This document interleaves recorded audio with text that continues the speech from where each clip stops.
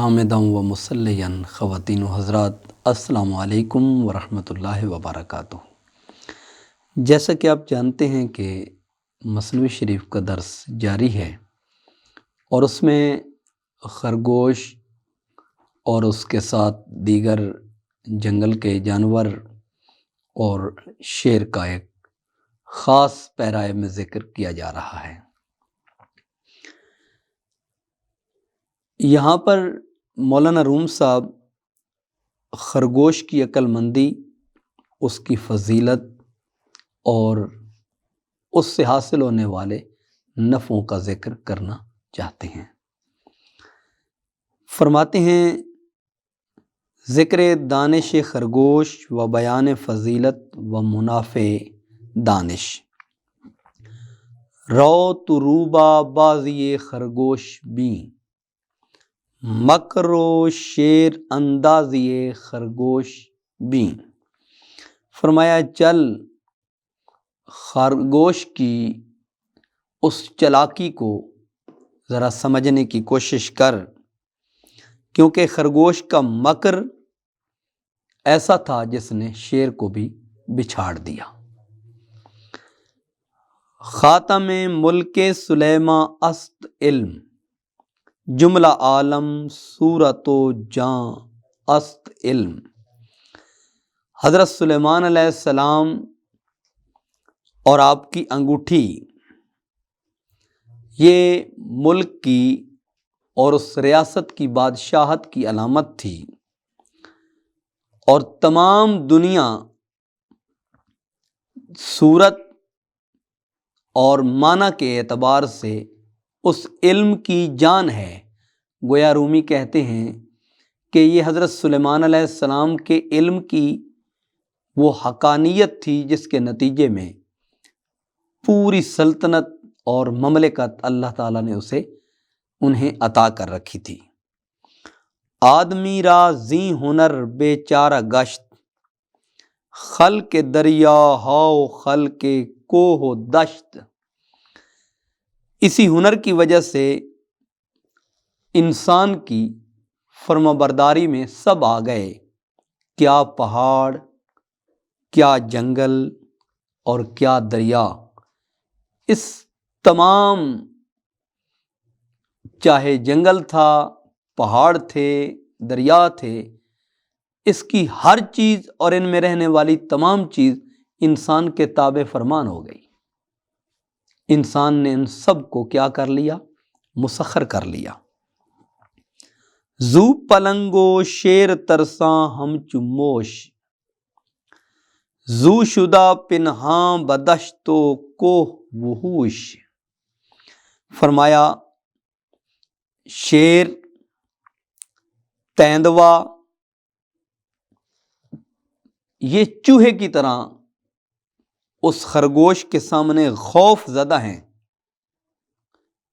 جس سے وحشی جانور، جنگل اور پہاڑ یہ چھپتے پھرتے ہیں۔ جیسے شیر کو خرگوش نے منطقی انجام تک پہنچایا، اس طرح انسان نے ہر چیز کو منطقی انجام تک پہنچایا۔ ظاہراً دکھنے میں انسان اپنے وجود میں یا اپنی جسامت میں ایک چھوٹا سا نظر آتا ہے، لیکن اگر انسان کی گہرائی کی جانب آدمی سفر کرنا شروع کر دے تو زندگیاں بیت جاتی ہیں، انسان کی انتہا تک آدمی نہیں پہنچ پاتا۔ اس کے اندر اتنی گہرائی ہے، اتنی وسعت ہے، اس ایک دل کی وسعت کا اندازہ نہیں کیا جا سکتا، پورے انسان کی وسعت کا اندازہ کیسے لگایا جا سکتا ہے۔ زو پریو دیو ساحل ہا گرفت، ہر یکے در جائے پنہاں جا گرفت۔ فرمایا اسی وجہ سے، یعنی انسان کی اس مہارت اور عقل مندی کی وجہ سے، اور اس کے پاس جو تصرف اور طاقت ہے اس کی وجہ سے، چاہے پریاں تھیں، چاہے جنات تھے، چاہے دیو تھے، انہوں نے سمندر کا کنارہ پکڑا، دشت بیابان میں انہوں نے جا کے سہارا لیا، ہر ایک نے پوشیدہ مقام میں جا کے اپنی جگہ اختیار کی اور اپنی جگہ بنائی۔ کس وجہ سے؟ انسان کی وجہ سے۔ آدمی را دشمن پنہاں است، آدمی باہزر عاقل کسے است۔ فرمایا آدمی چھپے ہوئے، آدمی کے دشمن بہت ہیں، انسان کے دشمن بہت ہیں۔ جو سمجھدار آدمی ہے، انسان ہے، وہ ان سے ہمیشہ محتاط رہتا ہے۔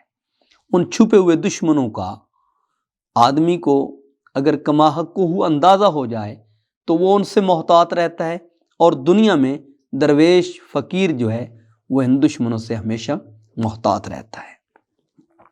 خلق خوب و زشت ہست از مانہاں، می زند بر دل بہر دم کوب شاں۔ اچھی اور بری مخلوق ہمارے درمیان چھپی ہوئی ہے مگر موجود ہے، ان کی چوٹ ہر وقت انسان کے دل پہ لگتی ہے اور انسان کے اندر لگتی ہے۔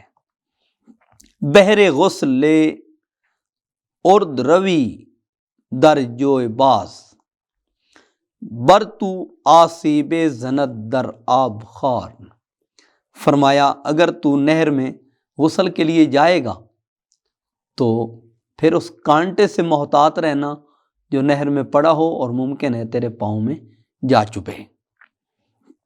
گرچہ پنہاں خار در آب است پست، چونکہ در تو میخل دانی کے ہست۔ فرمایا اگرچہ کانٹا پانی کے نیچے چھپا ہوا ہے، چونکہ تیرے چبھا ہے اور تو اس کی حقیقت کو جانتا ہے کہ وہ واقعتاً اس گارے کے اندر یا نہر کے سطح کے اندر وہ کانٹا چھپا ہوا ہے۔ خار خار حس ہا و وسوسا، از ہزاراں کس بود نئے یک کسا۔ فرمایا ہوش کر، حواس اور وسوسہ کے کانٹے ہزاروں انسانوں کی جانب ہیں، یہ کسی ایک شخص کی طرف نہیں۔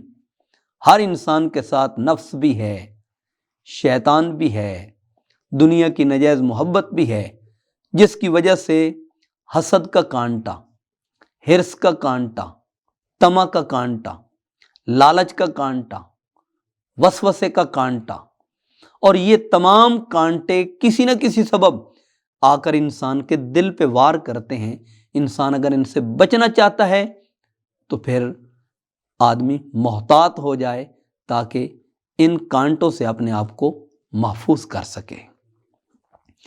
باش تا حس ہائے تو مبدل شود، تاب بینی شاں و مشکل حل شود۔ فرمایا ٹھہر جا تاکہ تیرے یہ حواس تبدیل ہو جائیں، بدل جائیں، ان کی کیفیت بدل جائے۔ جس طرح انسان کا نفس ہے، یہ مختلف صورتوں میں اور کیفیتوں میں بدلتا رہتا ہے۔ اگر آدمی اسے اللہ اور اس کے رسول صلی اللہ علیہ وآلہ وسلم کے راستے پہ گامزن کر لے تو نفس امارہ سے لوامہ میں بدلتا ہے، لوامہ سے ملہمہ میں بدلتا ہے، ملہمہ سے مطمئنہ میں بدلتا ہے، مطمئنہ سے راضیہ میں بدلتا ہے، راضیہ سے مردیہ میں بدلتا ہے۔ پھر ایک مقام ایسا آتا ہے کہ وہ اللہ کے خاص بندوں میں داخل ہو جاتا ہے، جہاں پر وہ نفس اور شیطان کی جانب سے یہ آواز آتی ہے کہ اب میرا داؤ تیرے اوپر نہیں چلے گا۔ جس طرح قرآن کریم میں ہے لَأُغْوِيَنَّهُمْ أَجْمَعِينَ إِلَّا عِبَادَكَ مِنْهُمُ الْمُخْلَصِينَ، کہ میں سب کو گمراہ کروں گا مگر اے اللہ جو تیرے خالص بندے ہیں، جو مخلص بندے ہیں، جن کو تو نے چن لیا ہے، ان پر میرا داؤ نہیں چلتا۔ تا سخن ہائے کیاں رد کر دئی، تا کیاں را سرور خود کر دئی۔ تاکہ معلوم ہو جائے کہ کن لوگوں کی باتوں کو اور کن ہستیوں کی باتوں کو تو نے رد کیا اور کن کو تو نے اپنا سردار بنایا۔ انسان کے اوپر لازم ہے کہ وہ اپنی مجلس کو، اپنی صحبت کو، اپنی معیت اور اپنی رفاقت کو دیکھے اور سمجھے، کہیں ان کا رفیق تو نہیں جو اس کے لیے خاردار کانٹا بن جائے، یا ان کا رفیق ہے جو اس کے بدن سے ان تمام خصائل رذیلہ کے کانٹوں کو نکال کر اوصاف حمیدہ کے ان پھولوں کو، اس خوشبو کو اور اس مہک کو انسان کے بدن میں بھر دے کہ جو اس کی صحبت میں آ کے بیٹھے تو وہ بھی اس خوشبو کو محسوس کرے اور اپنے اندر محفوظ کرے۔ چنگے بندے دی صحبت یارو، وانگ دکان اتاراں، سودا بھاویں لئیے نہ لئیے ہلے آن ہزاراں، تے برے بندے دی صحبت یارو، وانگ دکان لوہاراں، کپڑے بھاویں کنج کنج بئیے چنگاں پین ہزاراں۔ وما توفیقی الا باللہ۔